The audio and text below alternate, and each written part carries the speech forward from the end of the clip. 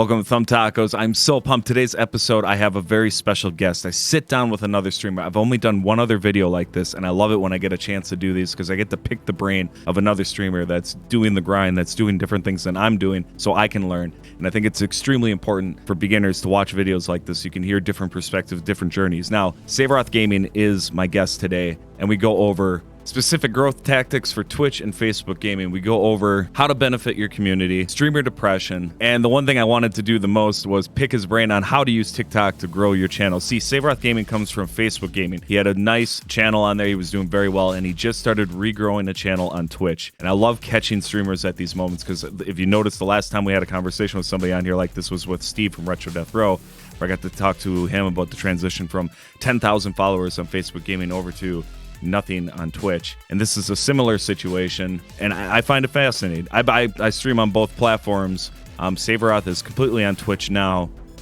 He's a great guy, and I can't thank him enough for sitting down and doing this. I hope you guys enjoy the conversation that we have. I think it's extremely important, but I do have a bit of a challenge. I made an incredible blunder making this video. If somebody in the comments can tell me what mistake I did with the audio of this video podcast, whatever you want to call it, first person to do it in the comments, I'll send you a free shirt. And also be nice because our gameplay is a little erratic. We had some dropout issues with lag, and I don't want to make a bunch of excuses. We didn't play that great. We're playing Super Mario Bros. 3 while we have this conversation. I hope you guys enjoy this. Met a few scumbags in the business a little bit already, and I'm just glad you're not one of them. I guess that's more or less what I'm trying to say as I glitch out and die in Mario thanks. there. I'm glad I'm not one of them too. No, But I'm sure you've met a few down the road, and and I don't want to name drop anybody or call any kind of shenanigans in that, right? But there are people that I've talked to and I raid and I network with for a reason. And you're on that list, and it was a bummer actually seeing you go over to Twitch afterwards. But even with me being on both platforms, I'm like, well, I can still raid you. We'll just do the cross-platform raid. Who cares, you know? Which right. we still do. Yeah. So it honestly, like in terms of like how I treat the community and why like I started streaming the way that I did is like I've seen streamers that do it the other way, where you know they ignore their chat and they just play the video game and chat takes care of themselves, and for them that works. But it was like when that was the only exposure to streaming that I saw, I wasn't interested in doing that myself.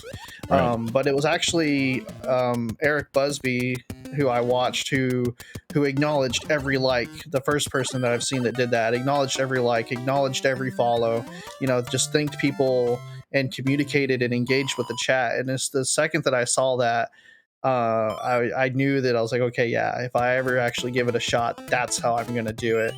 And so like from day one, like even to 3 viewers, I made sure every single one of them feel like I was trying to make a connection, because I am.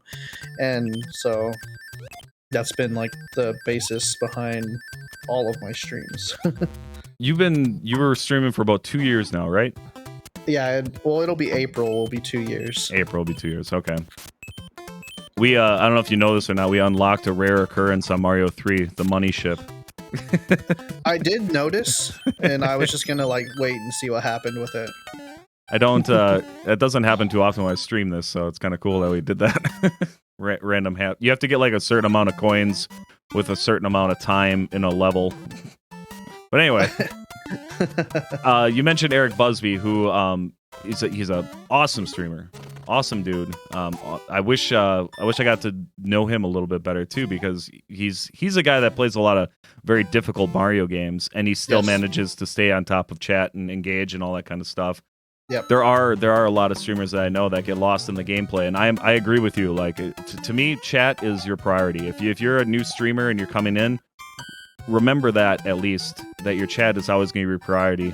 Now, I'm not saying you have to go back and read every single message if you get a bunch of messages coming through, but try to always be revisiting that chat and engaging where you can.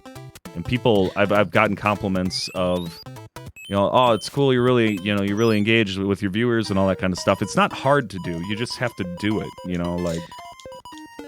Yeah, there was an important point that I think you made when you said not to stop and scroll up, because if you're a new streamer and you do that, like chances are you're gonna get people that just kind of like get bored of you stopping every 15 seconds to read a Yep. wall of chat, and they're gonna bail on you. So that's a pretty good takeaway. I've been very guilty of doing that, even to this day. Like I'll still like, because I'll see like somebody will reflect on a weird comment from somebody. I'm like, oh, I got to read this, and then I think about it in the back of my head. I'm like, this cannot be very engaging to watch right now. So I should practice what I preach, I suppose. But I mean, it's hard because you want everybody to feel like, you know, like they're a part of it, and that you didn't ignore them, because a lot of people will get upset about that.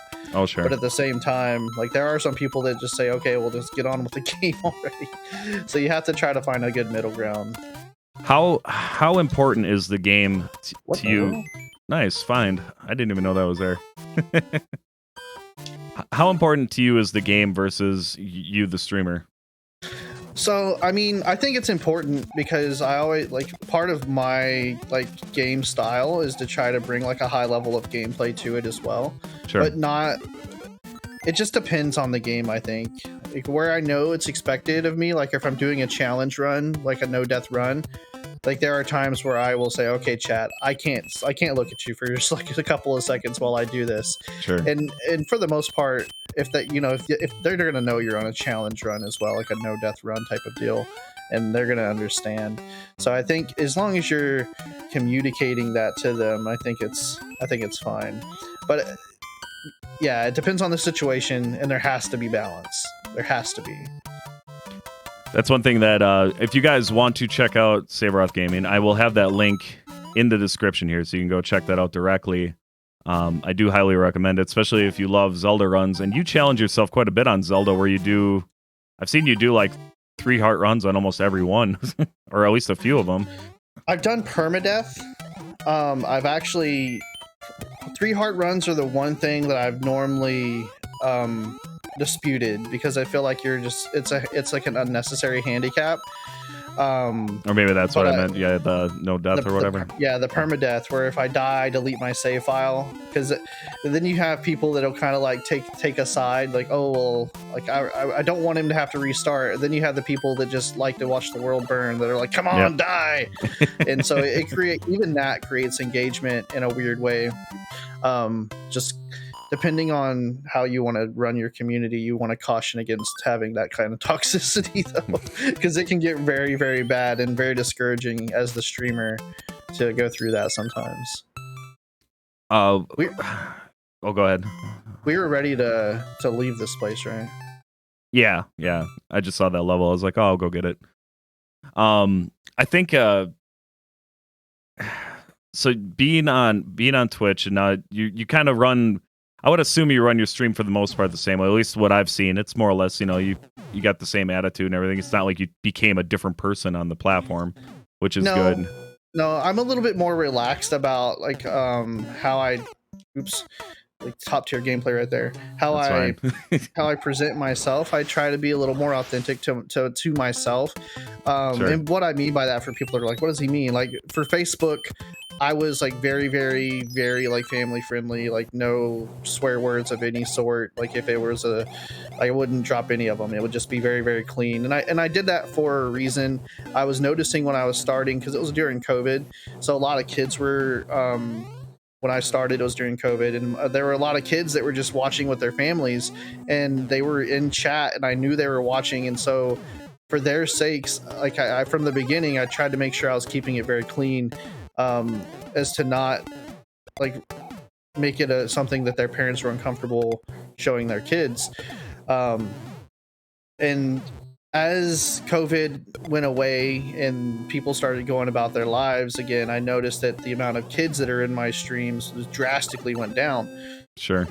And so the need for me to like not say ass on stream it didn't exist anymore. Like it was pointless, you know. Like the majority of the people were 20 to 30 somethings who really like nostalgia and Zelda games, and so it kind of became pointless in a way.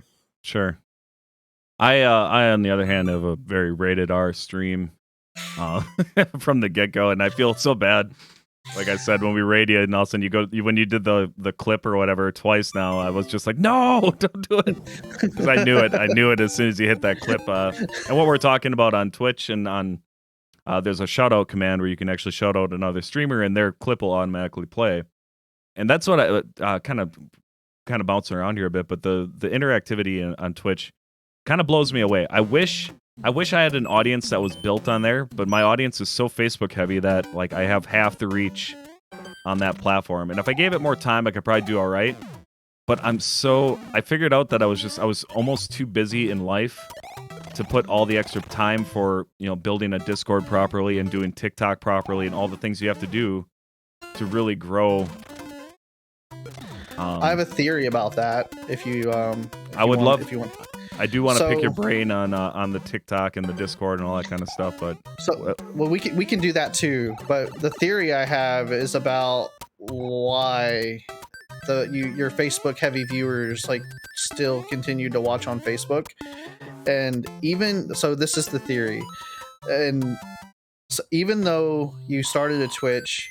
And you made affiliate on Twitch, I believe. You got you unlocked subs. You still had that one Facebook that you were doing at least one day a week. And so for a viewer who knows, okay, well, this person will eventually come back. Like if they're given the choice to just stay with what's comfortable or to go like outside of their comfort zone, I think they're gonna just wait for you to be back. And so interesting. The day that I posted and said I will not be back to Facebook, you will not see me stream here again, I got 150 followers that day on Twitch. Nice. So when you give them the ultimatum, and they're the loyal people, like out of 3,100 something followers, about 300 of them came by, so about 10%. And I would say that those 10% that's pretty fair though overall, because I think anybody understands follow numbers are kind of like that in general. You're engaged or only so much. Yeah. And so, but one interesting thing that I've always found interesting ever since I've changed is that my average viewership on Twitch is actually higher on Twitch than it was the last 3 or 4 months on Facebook. And I think a lot of that has to do with it's a combination of things. So this is going to be the me die and then you carry me through the game. That's fine. But yeah, so it's basically, I lost my train of thought too. Remind me what I was saying. So you're talking about the amount of viewers you had versus Twitch. Thank you. Yes. Yeah, so even though like my average viewership, like my follower count was cut by into a 1/10 of what I had on Facebook, the average viewership stayed the same or higher for every stream, and I attribute some of that to like just the quality of the stream in Twitch, but then also like when I went to Twitch, I kind of had like a reinvigoration of like wanting to try to make sure I made this Switch something that was good, and so like I doubled down and was making sure I was learning new things and changing up I changed everything from the overlays to the little gadgets and gizmos, which gadgets and gizmos don't make a stream, but they do help out with engagement. And the best thing about Twitch are the ways to engage with the stream. And so if you don't try to take advantage of that and you just think you can take your Facebook stream and put it on Twitch, you're gonna see people that want channel points, interactivity, and want you to like innovate like ways for them to engage the stream and with you. And I've seen a lot of different streamers do it in a lot of different ways, and I don't even think how you do it matters, but you have to do something. And I definitely agree with that. Yeah. And I actually had one of my viewers today tell me that the way that you engage with streams, or the way that you engage with the viewers and let them engage with the streams, is why I come back every day. Like straight up in my Discord chat, that's exactly what they said. And those are great fans. I love it. As weird as it is to like you get excited about praise, we don't get a lot of it as streamers. I know it. I I don't get it. Like, and this is gonna sound really vain and weird, but like, it feels good. It feels good to get praised for something. If you're doing something right and somebody likes it, it's always a good, boost in morale. Well, there's a lot of uncertainty with streaming too. Like you can't send out feedback surveys to your viewers to say, hey, what did you think of my stream? Right. So it's like there's a lot of times you end a stream and you're like, was that just garbage? Like, did I just do 3 hours of garbage? And so to have somebody come and validate that in a way and just say, no, it wasn't garbage. Like, we like your streams. Like, we're here for you and your content. That's important. That's special. So it's a good thing. I think, I kind of worded that a little weird, but yeah, it's more or less like that. I'm sure you've been there. The way you just said that kind of made me like think about all the times I've ended a stream and just kind of thought to myself like, okay, well, that was another night. You just kind of feel like I don't know what the right word is for it. Like to me, if I have too many of those in a row, I start going into a dark hole, and that dark hole is not a fun place. And yeah. I don't know if it's necessarily burnout or just streamer depression or what that like floats around. But streaming is a very much a mind F. So I think that we as streamers put so much into it. Like, nobody that's streaming is streaming because they hate doing it. And everybody that's doing it is putting so much of themselves into something. And so the biggest fear of all is to put 100% of yourself into something and then still have it fail. And I think that possibility that people have of that kind of drives that streamer depression, as you called it, because it's at the end of the day, it's like yeah, maybe every only a certain like fraction of a percent of people are actually going to make a full-time living out of streaming, but at least you would like to try to get like some type of validation out of it. So it's one of those take what you can get type of things when it comes to praise from viewers. Yeah, I still get very This is it. It's the end. Okay. you got to jump through that.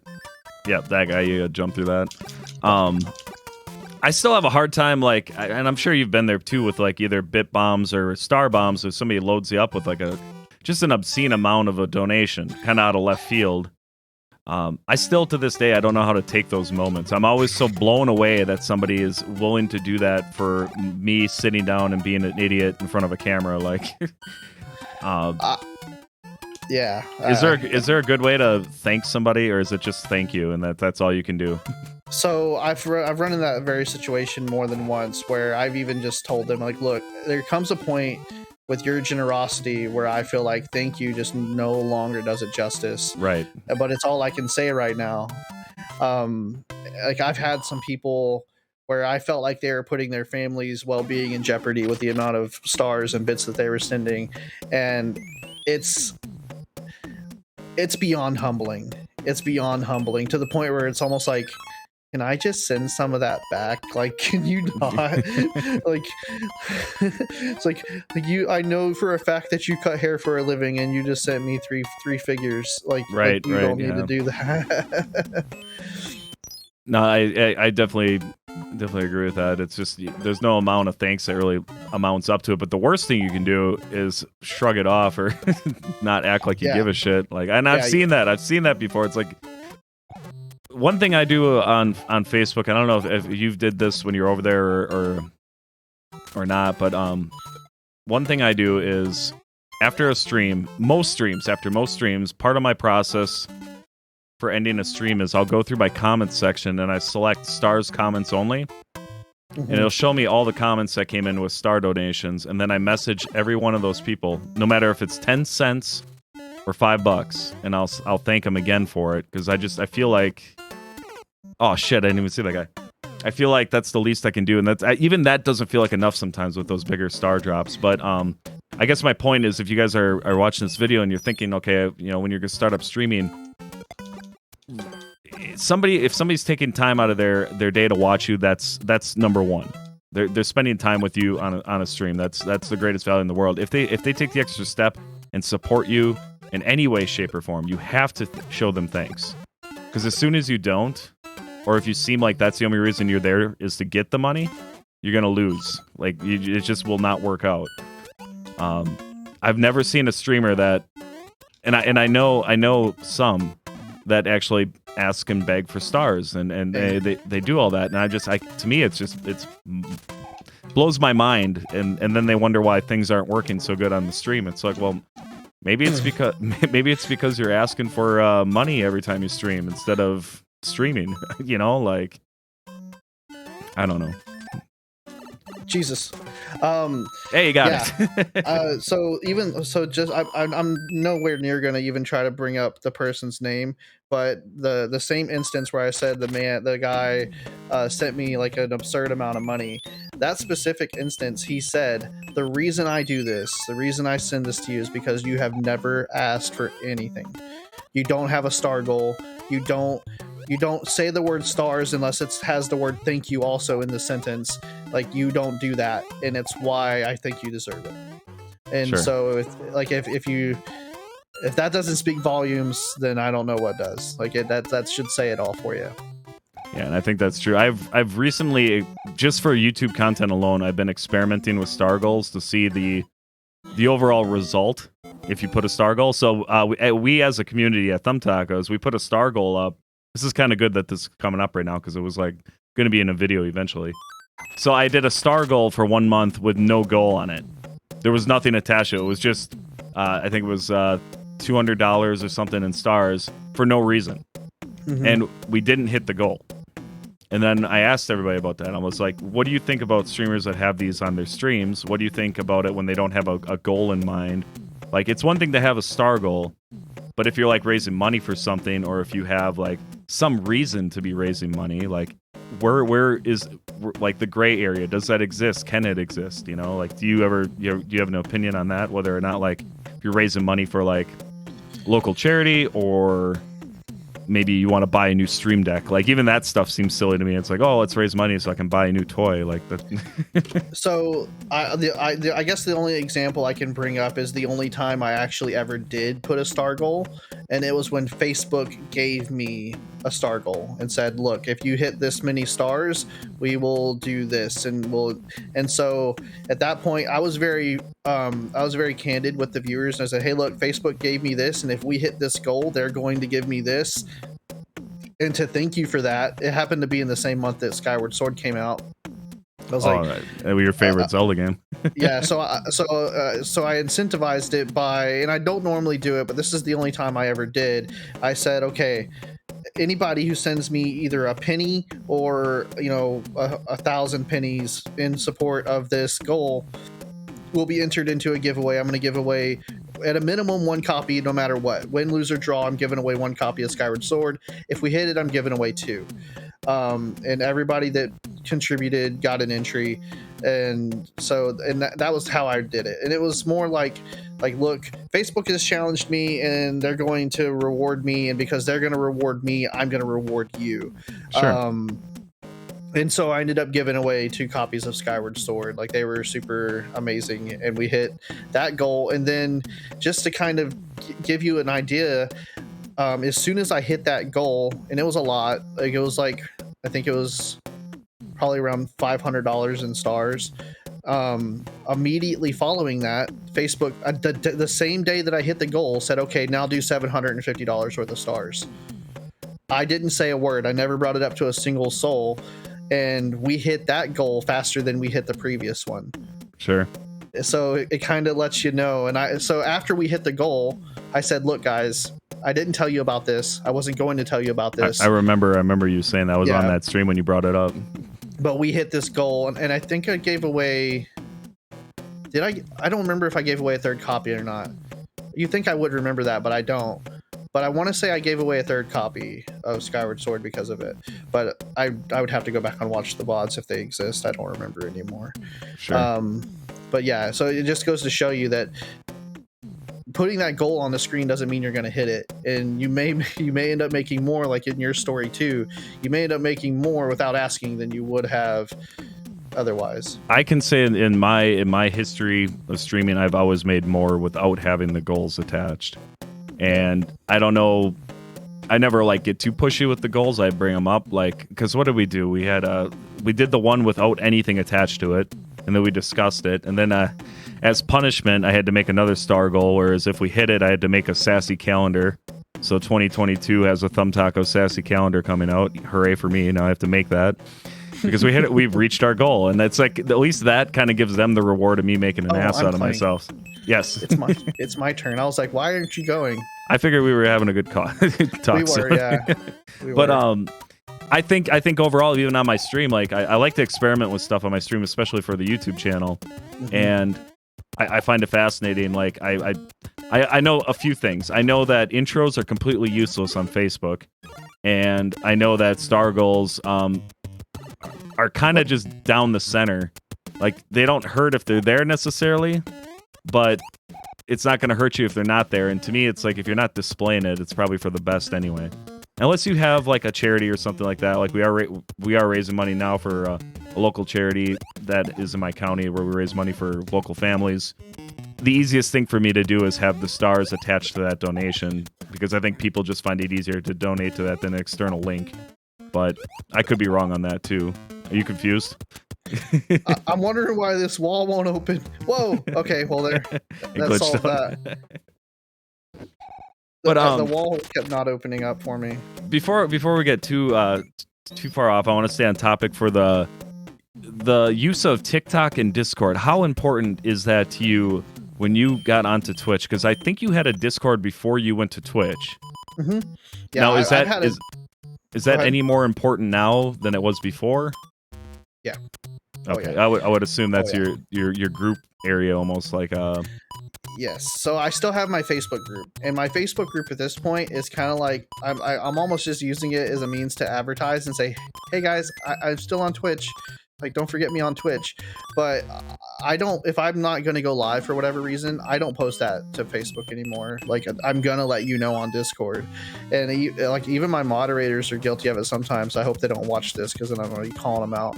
But, like, my moderators will, at 8:30, they'll message me and say, hey, you're not live. And I was like, yeah, I posted in the Discord. Like, turn on your notifications to the Discord again. And so, like, that's how I communicate with the chat now, with the viewers. And so I make a point every morning to, tell them hello, and I make a point, like, just throughout the day, at least a couple of times a day, just to like see how they're doing. And it's like, without that, I feel like since I'm not really leaning on the Facebook page or the group for that much anymore, like, the sense of community that we had from Facebook would diminish because there's no, you don't have that communication, you know what I mean? Sure. So it's that's, I'd say Facebook, or not Facebook, Discord is extremely important in that regard. Oh man, I'm back here again. So to me, Discord I've been getting better at it over time. I think the last time I did one of these podcast style episodes, I was sitting with Steve from Retro Death Row, and he was praising Discord left and right, how amazing it is. And I was like, I just got mine and I don't even know how to turn it on. But now I'm like, now we'll sit there, I'll get done streaming, I'll be like, all right guys, we're gonna go video chat on Discord, and I'll go right after stream, go into Discord, and we'll all hang out, and some of the diehard fans and stuff or supporters will roll in there, and we'll have a conversation face to face. It's kind of like a really unique tool for that to me, like, where I think about how much it can like really build the strength in the communities and stuff like that. For sure. And everybody chimes in there and they kind of do their things, but it can turn into a bit of a mess though. And I think you just recently had something where like you kind of get people that don't really get, like, okay, self-promotion, like it's not a thing that we want here, for one. But for me on my Discord, I specifically designed channels for that. It's like, if you guys, if somebody's got something going on in the community, if I have people that have been following the channel for a while and they start streaming or something, I want to help them out. I want to watch them and be supportive of that. If I have somebody brand new coming in and they're blasting links and they don't even say hi to anybody, like, to me, it's like, okay, well, you want to be nice, but at some point in time, like, and maybe you agree with this or not, but I feel like there comes a point where you just have to shut that shit down. You know, just as soon as it happens, because it's not going to benefit you trying to be nice about it, because sometimes people just don't get it. Yeah. And so, like you said, like I just had, I posted a TikTok about it, but basically I had a guy come in and he found me on TikTok on a thing where I introduced myself and said hi, and he jumped in and immediately, like for one, like his username in Discord was his Twitch URL. So then I was like, okay, but I'm not gonna condemn you for that. Like, whatever. Like, it's weird, like, but it's whatever. And like, straight to in the welcome chat, he goes, "Hi, I'm just a streamer looking to have fun and meet other streamers." And I'm like, okay, lit. Like, you know, that's what this is for. Like, and then he goes to the introduction. And, you know, again, I'm a streamer and I'm, you know, like I stream variety and I do this and that. And I'm like, okay, well, that, like, at a certain point, like, you think, okay, if this guy spends 90% of his time streaming, if he introduced himself and left out the fact that he's a streamer, what does he have to say about himself? And so even then, I'm like, okay, you know, fine, like, cool, like, welcome to the community, like, you know, we're glad to have you. And then not the next message later, oh, by the way, I'm doing a giveaway on my Twitch channel once we hit 1,000 followers, so go follow me over there if you want to enter into this giveaway for a VR headset. And so I just banned him immediately. And so my humanity got the best of me, and I was like, oh, you know, maybe I should have just banned him right away. And so I added him as a friend on Discord so that I could talk to him, and I sent him a direct message, and I was just like, if I just said, hey, you know, just to like engage the conversation so that he could talk to me. Sure. And he for a long time didn't talk to me, and then I seen that he went to my TikTok and he said, "Don't follow this jackass. Like, he's toxic and he'll ban you for I talked about my giveaway and he banned me." So then I had to go ban him on all my socials. Oh, no. And then he came back and he responded to me on this Discord, and I was like, okay, buddy, like, look, like, you, like, this conversation's already moot. Like, we already know, like, how you are. Like, you tried to, like, smear me just for you violating the rules that are rule 1 in the Discord. They can be so touchy. They can be so touchy, though. I've seen that before too. It kind of, I don't know what the proper approach is for all that stuff, and every situation is slightly different. Yeah. You know, like, sometimes you can say something like, "Oh yeah, no worries, it's not a big deal." Okay, cool. Mm-hmm. Then you move forward from it, and then other times you get that.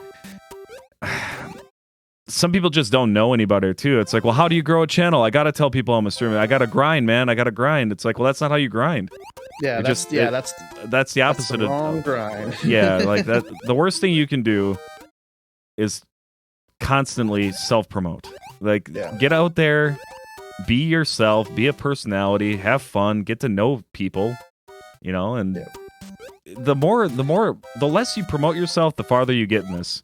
And that's I've been preaching that since I started. It's like it doesn't work that way. Like, you lose respect to other streamers too. And honestly, like, I have a fair amount of new people come in, and they'll blast the link and stuff, and I don't care, because I'm not worried about on my live chat, I'm not worried about everyone being like, well, let's go leave this stream and go see this. Like, at that point, it's like, if people want to check it out, cool. If there's somebody, you know, from YouTube rolls in and they stop in, I'm usually like, well, send me your link. I'll go, because I'll do that. I'll go check out streamers all the time. I try to help as many beginning streamers as I can. It's kind of the whole point of the YouTube channel here. Yeah, like, you made a whole channel about it. So, so I'm all for that. But like in places like my groups and my Discord, it's like, no. See, now you're crossing a line when you get into the Discord and the groups, because it's like, yeah, that's not what it's for.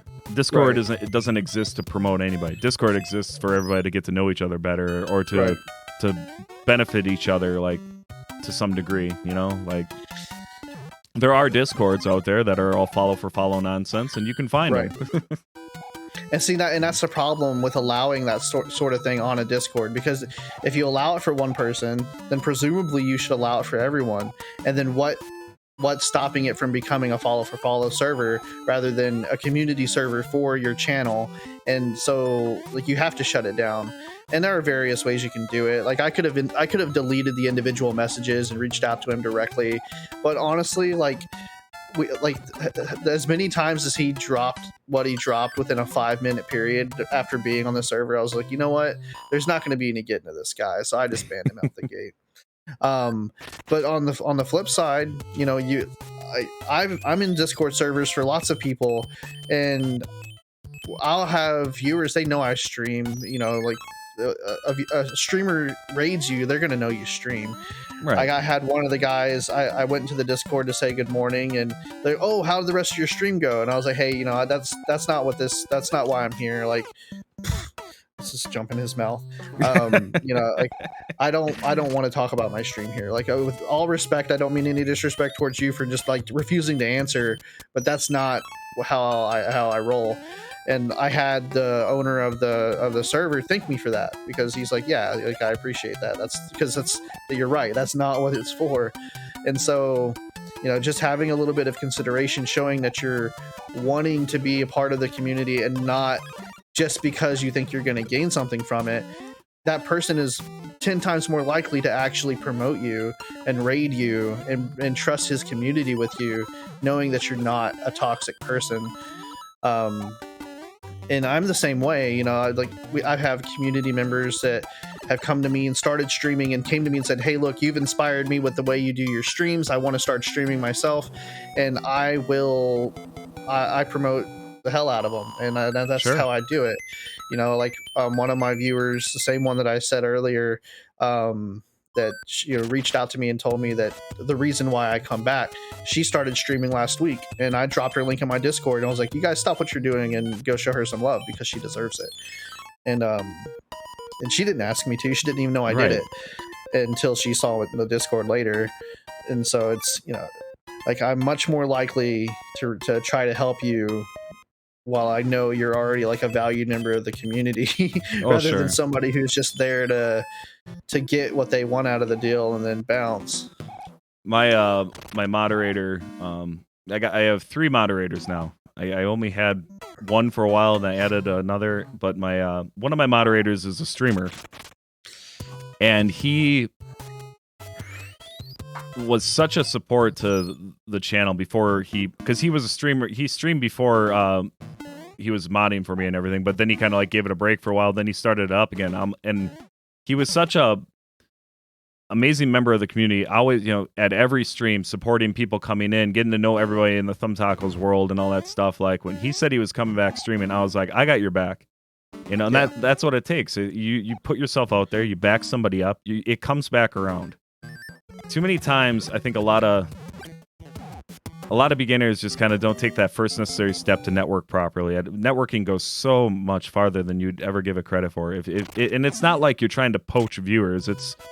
You're setting yourself up as like a valuable form of entertainment that people can frequent around. I have fans that watch me and watch you. I got people tell me, hey, you know, say Ross on Twitch, let's go raid him. All right, let's go do it. You know, and like that's great. You know, that circle of, you know, knowing other streamers and having that backup, because it gets lonely out here for one.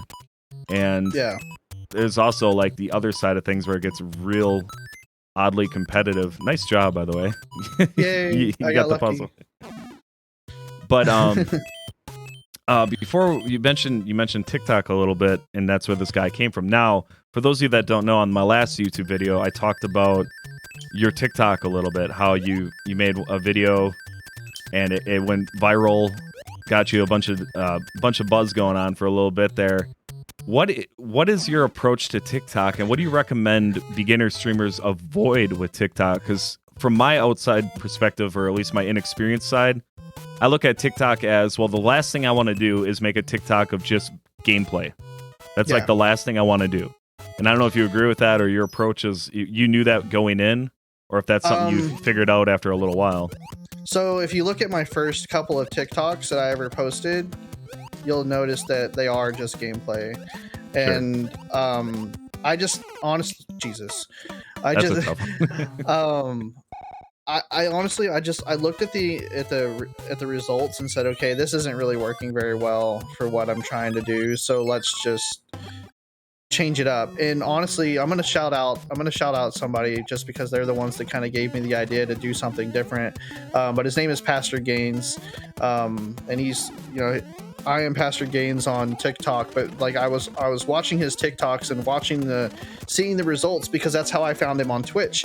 And I said, okay, well, if this is what he did and this is what he's doing and it's what worked and it's what got me a streamer to his Twitch and followed him because of it, then Sure. maybe that's what we need to do. And so his content, and I didn't just copy his content, because he basically does like vocal, like verbal streaming tips, like, hey, you know, this will help you in your stream. You're gonna know he's a streamer from his TikToks, because he's talking about like what he's doing in his stream. And so that's a really effective way. But I didn't want to do that. And when I get in front of a microphone, like right now, I don't think I'm too bad. But the second that I put myself in front of a camera and I said, okay, I'm going to record this 1 minute video, and I want to say these talking points, I will get 5 seconds into it and I don't like the way I sound, and I'll hit stop. And so recording your own self doing a video versus doing live content, or like right now, I don't have control over the stop button, or else I would have stopped it like 14 seconds in. And that's a huge difference, because when you're making a video and then you're editing it immediately, and then you want it to be as good as it can be because you're shooting it out into the world, it's a lot easier to get in your head about like what you're making. But basically, like what I do, like I spend a lot of time on TikTok kind of just thumbing through, like everyone else who, you know, uses the John and gets on TikTok. And so when I find a sound that kind of like gives me an idea, or like whatever the case, like sparks some type of inspiration, I click on that sound and I save it as a draft, and I just type in the description, you know, make something funny about this, or like relate this to some type of well, what's that? Oh, okay. Yeah, so like I just make a quick note about it, and that's what I do. And then I try to do at least 2 a day, where I'll go to my drafts and I'll look through it and I'll say, okay, what do I feel like making something about right now? And then I'll just make a couple, or sometimes I'll do more than 2, and I'll keep them saved in the drafts. I know I'm only gonna release 2 a day, and so if I start to get more than that done, then they're just done and they're waiting for me to post. But I only post 2 a day. Is that a goal, like that you decided, like you made that like a minimum? Yeah, because if you watch people on TikTok that are trying to give you tips on how to grow, how do I get this guy off me? There we go. They're going to tell you post 3 to 4 TikToks a day. Well, you know, time constraints and, you know, fatherhood and personal lives and all that, that's not realistic for everybody. It just can't be. So I said, okay, what's realistic for me? And I say, I'll try with 2 a day. And like, for instance, I don't always get it. Today I did 0. So it's not 100% I'm always going to post 2. But I know that the worst that can happen is that it doesn't do great, and then life goes on. Like, you know, it's like I put myself in a basically like what do I have to lose situation. Sure. And with TikTok, it was nothing. I had 90 follows, and I was just making content because I thought it was kind of fun, and I was just making stuff that was funny to me or inspiring to me in some way. And that was how I decided to do the content. And like you said earlier, I had one of them pop off. It was something very, very silly and simple. I heard a Bo Burnham song, and it was edited. So instead of saying, you know, what the lyrics were, it just repeated getting up and sitting down. And I was like, oh, that's how I feel sometimes when I try to play a game as a dad. Right. And I just made a TikTok about it. And I thought it was like the first day it got 3 views. I was like, okay, well, I guess that one sucked. And then I was at a restaurant with my wife, and somebody messaged me. They're like, oh, I think it was you. And you're like, oh, you're viral on TikTok or something like that. And I was like, okay. So I checked my TikTok, and it was at like 10,000 views. And by the end of that 24 hours from that point, it had 256,000 views, and I grew 800 followers. Now I think it was over 300 last I checked. But it's massive. that is the power of using an external thing to get attention on your stream, and that's something I talked about that video in too. And if you guys are watching, it is so important. I feel like the reason why that was a powerful video, even though like to you probably just kind of like whipped it together, like okay, this is just a thing. It was you in a nutshell. You know, like the dad gamer, everything about it, like was so relatable. And when you can relate to your to people like that, you rope them in. They're like, this person's like me. We have the same kind of, you know, choices in life or whatever. You know, relatability. And I think like people need to focus more in on that stuff. And I need to get better with TikTok because I'm kind of like fumbling around just trying to be really, really awkward and dumb with it. And I'm trying some characters out, and you know, they're like, I don't know, like I'm not I only have so much time. I work a very, very demanding job, so it's like if I could get better at it. But I do know that I'm not going to make video clips of just gameplay. Once in a while, sure, you should put that in, because anybody that likes the other videos and they get to see a little taste of your stream, that's not the end of the world. It's just if that's all there is on your TikTok, I imagine that being a turnoff. Yeah, and so the thing that I've noticed, I do a lot of watching to learn type of method with TikTok, and the clips that I see that are successful with TikTok are not the ones where it's just somebody making a really amazing once in a lifetime play. 9 times out of 10, the TikToks that are blowing up are the ones where there's no gameplay on the screen. All you see is that person's camera engaging with the chat in some type of way that is just downright hilarious. Those are the ones that are going to blow up on TikTok because they see they see how you're engaging with the chat. And as a viewer, that's very appealing. Whereas, you know, they might see you perform some high level gameplay that they can never achieve themselves, and that's not relatable. And I've noticed that relatability is probably one of the biggest things that you can do on TikTok. People are liking your video because they found it either funny or they found it relatable. And would you agree that relatability actually goes into your stream as well? In what you mean, like in what way? Like you know, trying to find like common ground with your viewers when you have like when you talk to your chat, or you know, like I feel like okay, so I'm kind of all over the place, but my thought is this: there are streamers out there that are just gods at the game they play, and they have viewers because they're so damn good at that game. And I've seen these guys switch games and they have next to no viewership. Mm-hmm. And then there's streamers that have consistency no matter what they play. Oh, that sucked. That platform screwed you. But at least that ability to change games and still have relatively the same viewership, because I think there's a relatability between the streamer and their audience. You know, you have you did enough of the groundwork to get. It's not just the gameplay. I guess I'm wording this terribly. Right. So the way I've always put it to people who are trying to stream variety out of the gate is that you have no foundation.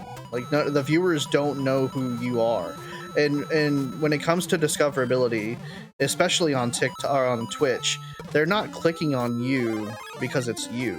They clicked on you because of your game.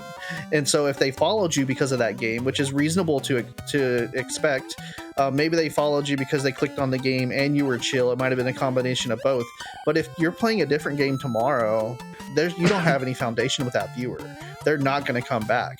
So if you played New World on Monday and got 13 followers on Monday, and then played Pokemon Unite on Tuesday with your 13 followers, one of them might like Pokemon Unite and come back, maybe 2 if you're lucky.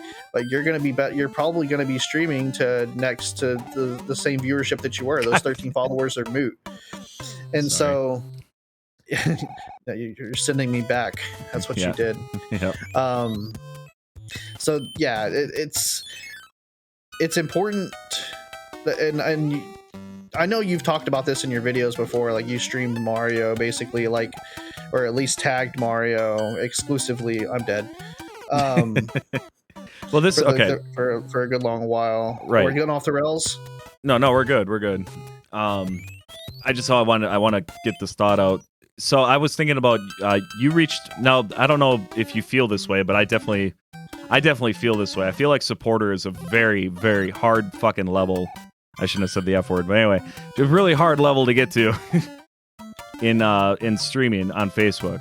I know it's not as hard as getting partner on like Twitch, but it's up there. How I feel about it now. I know that you got supporter level unlocked when you were on Facebook.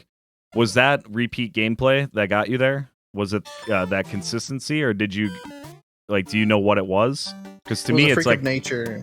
That's how I feel about mine too. I feel like it just came and everything, all the stars lined up, and then it was there, and then I never saw quite that level of boost ever again.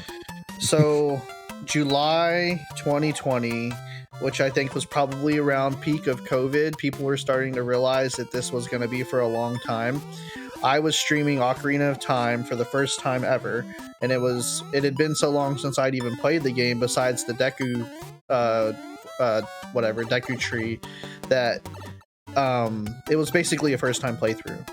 And I think that we had so many people in that demographic that related to Zelda and just looking for something to do with their lives, and I think Facebook algorithm kind of caught wind of me too. I think it all kind of, the stars aligned in that respect.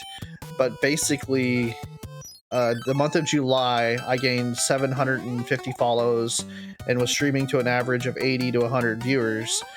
And that was daily. That was consistent for the entire month of July. And had there been an established partner program where, like there is today, and they said, okay, this is what we're looking for with a partner, which didn't exist then. Right. I would have made partner with Facebook at that point. Jesus. And it was just one of those things where I can, to this day, I don't know what happened. I know that I switched from Ocarina of Time to Majora's Mask and stayed solid. And I went from Majora's Mask to A Link Between Worlds, which was a 2D top-down Zelda game. And the numbers got cut in half. And then they got cut in half. And then I'd never seen them again. That was it. And, okay. And so it was a long time of me kind of like trying to let the numbers equate to my self-worth and trying to figure out what I was doing wrong. And then, like, clearly I've had a long time to think about it because I can verbalize it so well at this point.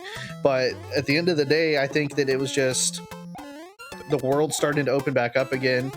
And people, like, I was streaming the same games to the point where I was doing those challenge runs and had mastered the games, and then it wasn't exciting anymore. It wasn't first time playthroughs like all the other ones. Sure. And so people were finding other people to watch or going back to work or whatever the case was. It just never came back.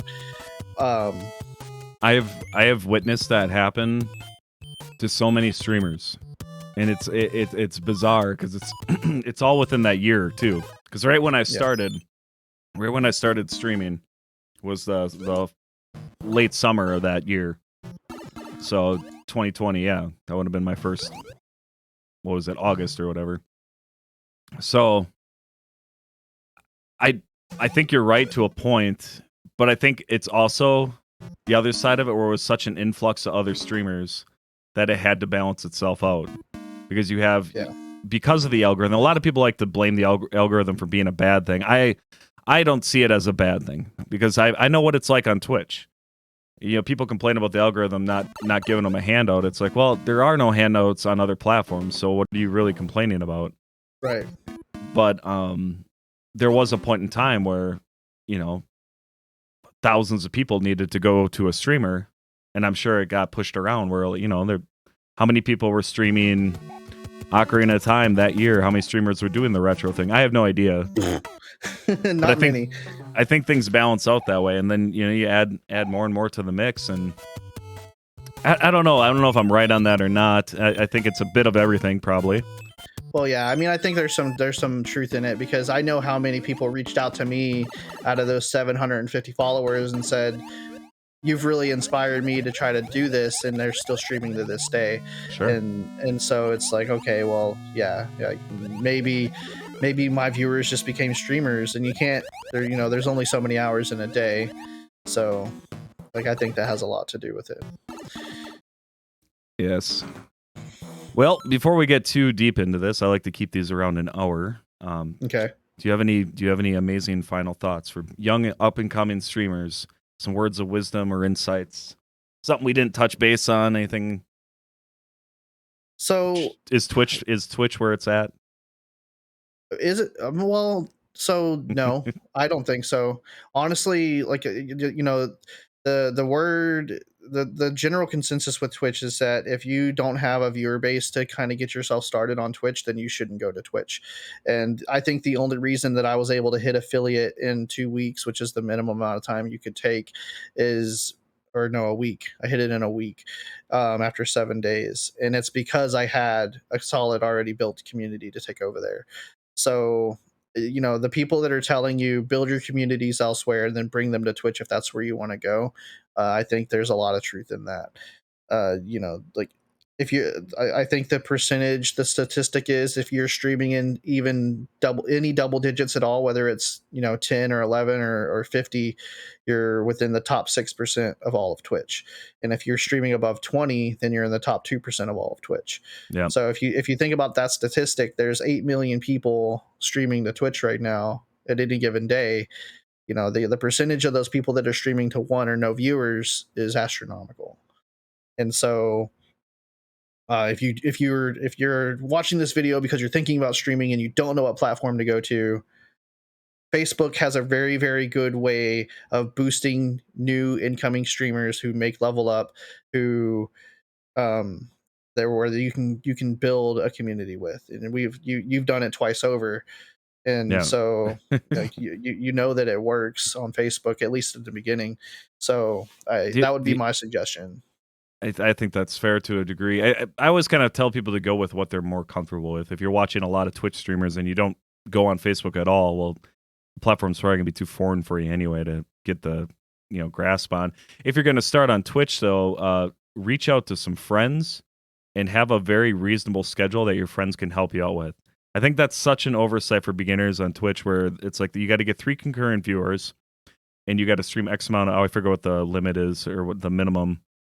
It's not much, but you gotta stream 4 times in 2 weeks or no? What is? Do you remember what it is? The main minimum? For what, for affiliate? Yeah, just to get the I affiliate. think it's four. I think it's 4 streams out of a 2 week period. Yeah, 4 streams something out like of that. 2 week. So if you're gonna start on Twitch, ask your girlfriend, ask your parents, ask your brother, ask your cousin. Just get a handful of people to watch you a few times in a row, and only stream for like an hour each stream, so they don't have to watch you for. I think I see this all the time with beginners. They'll be on Twitch and they're streaming to 1 or 2 people, but their stream will be like 7 hours long. I'm like, you're only hurting your average viewership Exactly. if you're doing a 7 hour stream to 1 or 2 people, and one of those people is yourself. You're not helping yourself out reach that affiliate level. There is an easy way around it. The only reason why that's even exists is to protect bot accounts from reaching affiliate to start generating money somehow. I think that's I'm probably misquoting, but it could have been Devin Nash. I don't know if you ever watch his videos on YouTube, or one. I heard it from one of the bigger YouTube Twitch guys. I could be totally wrong. It might not have been Devin, but that policy is there, and it is reasonable. But I think the approach is it's so hard to get affiliate. It's not necessarily hard if you have friends and actual support system, then you can do it.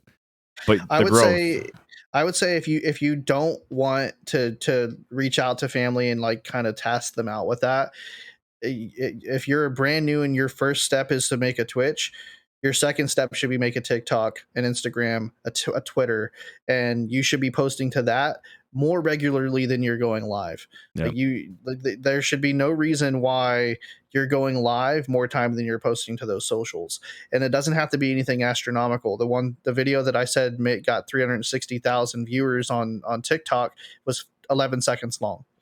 Like, you don't have to make these long drawn out videos. It can just be you saying, "Hi, I stream the Twitch and this is my thing. Welcome TikTok." And that's a video that takes 10 seconds. So not doing that, you're only hurting yourself. You could get 100 followers on TikTok and maybe one of them come over, but that's one that you wouldn't have had otherwise. Like, Right. so you have literally nothing to lose, as long as, okay, within reason. Don't go follow terms of service everywhere you go, and you have nothing to lose. Yeah, that's important. I think a lot of people forget about that because even I am guilty of getting a little feisty in my days, my younger days of streaming. When I lost my account on Facebook, I was so devastated and I was furious. I was so mad and I felt and part of it was my own mistake. And I've done things to protect myself. But even now I still get messages from scams and everything else on the platform. It's dirty. Facebook's a Mhm. dirty platform. It's got a lot of issues. But if Yep. you get used to navigating, it is a reasonable place for beginners. My whole YouTube is more or less about it, but I feel like I don't have that like that. Oh, Facebook streamers are better than Twitch streamers, or I don't feel that loyalty. I feel like everybody streams and we're all kind of just trying to do the same thing more or less. Yeah. But the steps and the procedures on the platforms, there's a lot of similarities, but there are very very drastic differences. I hope if you guys enjoyed this, you go check out Sayroth Gaming. Like I said, the link is going to be down in the description below. What games are you up to? Yeah, I saw you're playing Returnal recently. Yeah, I'm doing so right now. I have a variety of schedule set up. I'm doing Returnal on Monday. It Takes Two on Tuesday. I'm starting tomorrow. God help me. I'm doing Spirit Legend of Zelda Spirit Tracks. Oh God, Um, have fun. Detroit Become Human on Friday, and then we do just random community games on Sunday. So that's my entire schedule: 8:30 to 11:30 Central Time. Nice, nice. One other thing, real quick. I loved your VR streams, and Facebook kiss my ass because I thought those were excellent. I loved watching your VR streams on there, and I know that the algorithm didn't care for it, but it doesn't matter. They were great. So the VR streams will probably make a comeback. I like at this point.